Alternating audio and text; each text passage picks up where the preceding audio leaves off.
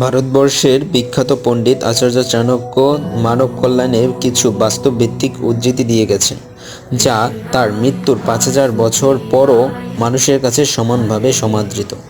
আজ চাণক্য নীতির সেই গুরুত্বপূর্ণ তথ্য জানব।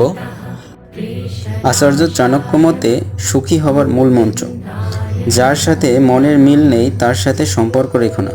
যেখানে তোমার কদর নেই সেখানে যেও না। যে বোঝে না তাকে বোঝাতে যেও না। যা হজম হয় না তা খেও না। সত্য বললে যে রেগে যায় তার সাথে কথা বলো না। তোমার চোখে যে নিচে নেমে গেছে তাকে ওপরে তোলার চেষ্টা করো না। জীবনে সমস্যা আসলে ভেঙে পড়ো না। অপরের কষ্ট দেখে কখনো আনন্দ প্রকাশ করো না। যারা আবহাওয়ার মতো বদলে যায় তাদের সাথে মেলামেশা করো না। আচার্য চাণক্যের এই নীতি আমাদের বাস্তব জীবনের প্রতিটি ক্ষেত্রে দেখা যায়।